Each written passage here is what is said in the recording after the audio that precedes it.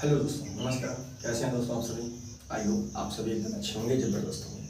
चलिए दोस्तों, हम लोग पढ़ रहे हैं मैथ यूपी बोर्ड क्लास 10 की।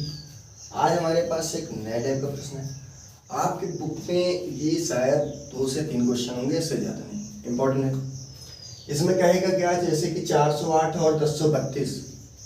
आपके सामने एक प्रश्न इसमें कह रहा है, यदि 408 तथा 1032 के जो HCF है उसको हम 1032M माइनस 408 गुणे 5 के रूप में लिख सकते हैं, तो m का मान ज्ञात करें। 2 संख्याएं आपको दे रखी हैं। कह रहे हैं कि जो उसका HCF आएगा उसे हम इस रूप में लिख सकते हैं। जैसे मान लिया 408 और 1032 का जो मासा है वो x है, तो उस x को 1032 माइनस 1032m माइनस 408 गुणे 5 के रूट के बराबर में लिखा जा सकता है। आप ये कह सकते हो कि अगर इन दोनों का HCF 408 और 1032 का अगर HCF x आ रहा है तो वो x बराबर होगा 1032m माइनस 408 गुणे 5 के। एक दो और विधियां बताने की, लेकिन मैं आपको सबसे सरल विधि बताने जा रहा हूँ। कुछ नहीं करना है आपको। 408 और 1032 का फटाक से HCF निकालना, सीधे से पहले इसका HCF निकालना। ऐसे 408 छोटी संख्या है, इसे बाहर रखें। 1032 बड़ी संख्या है, इसे अंदर रखें। और 408 का टेबल अगर हम 2 बार पढ़ें तो कितना आ जाएगा हमारा 816। हमारा आ जाएगा 816। अब ये 12 में से 6 गया, 6 बचा।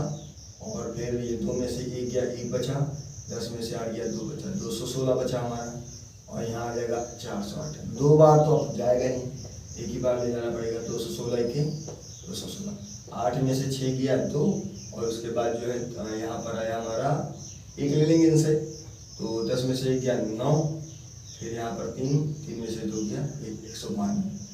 अब यहाँ पर हमारा बचा 216। फिर से एक बार जाएगा तो 192 के 192। यहाँ 6 में से 2 गया, 4।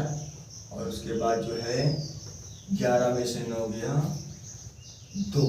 फिर यहाँ खुल जाएगा 24। अब ले लेंगे किसको हम, 192 को। मासा निकालना आपको हम पहले बता चुके हैं। 24 का टेबल 192 लाना है या तो उससे कम लाना है। 8 24 8 8 चौक 32, 8 2 16 3 19, 192 आ गया। यहाँ पर हमारा ये शून्य हो गया। और जब हमारा ये नीचे शून्य हो जाता है, जब शेषफल शून्य आ जाता है, तो जिससे शून्य आया होता है, जैसे यहाँ 24 24 से ये 0 आया है, तो जिससे पूर्णतया कट जाती संख्या वही हमारा HCF होता है। तो हमारा यहाँ पर HCF क्या हो गया, हमारा यहाँ पर HCF हो चुका है 24।